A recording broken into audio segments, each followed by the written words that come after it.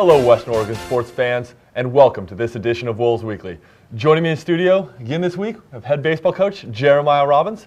Jeremiah, you guys coming off a couple wins over there in Northwest Nazarene, but I want to just update the fans really quick where you guys are kind of at in the season. Right now, I know this is not one of the most important things to you, but you guys are ranked 13th in the country in the NCAA rankings, 28-7, the more important one, 28-5 against D2 opponents. That's a very important note there as we approach the regional rankings. 16-2 in conference and 8 games up. I know that every time, you don't even see after that little reaction, it looks like you aren't even looking at the numbers. But as you're set up, and nothing is ever taken for granted, but I know that you're getting those wins going and coming closer to reaching your first goal you set out every year of winning a GNAC title. We're not going to talk about that one too much, but like you said, you guys took care of business last week against Northwest Nazarene, who was the second team, ranked second in the conference. So I'd like to hear a little bit about that one. You guys took 3 out of 4 on the road.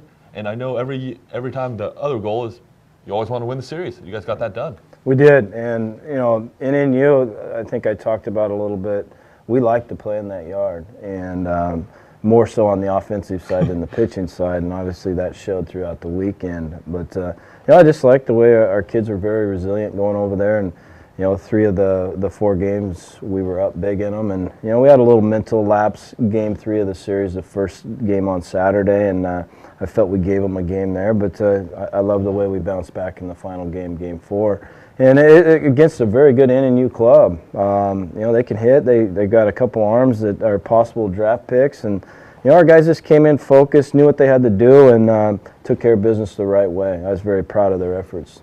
Like you said, I know that a loss is never good, but it was almost everybody I was telling around campus here, we had a softball game on campus, and I mentioned you guys having a loss. Everybody was really shocked at it, but like you said, it was almost impressive to see you guys come out in the next game. You guys won the next one 22-3, but the way you guys, everybody in the lineup hit.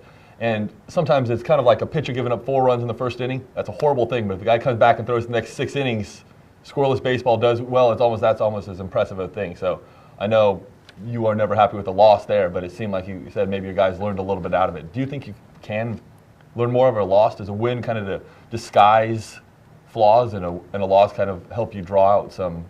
I think it does. I didn't like the way we lost the game. We hit the leadoff batter to lead off the bottom of the 9th with a 1-run lead, and I just feel our guys got complacent in that game. We went 10-2 first game, 9-0 second game, get a good meal in our bellies, and then get up the next day and just come out flat. And it's a good competitive lesson. You can't get flat in our conference. When you're playing teams 8 times, you better be ready to go, and you let your guard down, they're going to capitalize on it, and they did.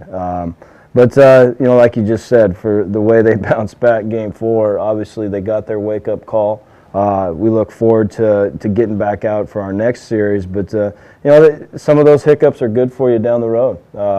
You can't get cocky or complacent, and I think we got both of those in game 3, and we're back. Well, good. Thanks. We always like to have the inside, and thanks for telling us that one. You guys had, as you mentioned before, the hitters really loved the weekend. 12 home runs on the weekend, 7 in that game 4 that we were talking about there.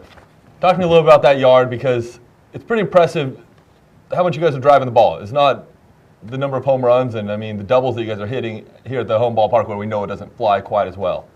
Yeah, I thought our hitters got locked in over there. And, when you get comfortable in the batter's box and, there's a lot more to hitting than just the pitcher you're facing. Their facility, it seems like that outfield fence is about 100 feet away. It seems closer than what it really is. And, our hitters got focused and got some real good swings off. I thought we were able to catch up to some fastballs that were up a little bit. And with the elevation over there, they were able to get out of the yard. But I don't care where you're playing. When you hit 12 home runs in 4 games, you're doing something right. And I thought our hitters stayed to task the whole series and did what they needed to do and what they know they can do against NNU, and I was proud of that. Like you said, it really was a whole team effort out there. Bo Folkinga, who actually returned to his home state, Bo's over there from Twin Falls, Idaho, got to go back to Nampa and play over there. He actually earned the GNAC and the West Region Player of the Week this week. He hit 4 home runs, had a .500 batting average, and 10 RBIs in a series. That's a pretty impressive feat from any individual, and from what I heard, he smoked the ball out of there a couple times. Yeah, Bo got locked in, and the big one was game 1 off the Sneed kid. I believe he hit a 3-run jack to open up the top of the first inning, and he just stayed locked in the rest of the weekend. And obviously he was emotional playing back in his hometown. The last opportunity he gets to play back with those people back there. And what a great following we got in Idaho. There's some phenomenal people. Some of our parents were out there, and just good support. And Bo, he had some crowd support behind him, and he rode it the whole weekend, and it was good to see. I'm very happy for him. It's obviously when you get some emotional games, where you get to go back to your home state or your hometown and do some things, I always hope for the best, and it was good to see. I'm glad for Bo on that. He's doing really well this year. Just make a quick note on that one. Actually leads the GNAC right now with 9 home runs and 48 RBI. You have a lot of individuals out there, Blake Miller leading them in runs scored, Grady Wood in wins, ERA.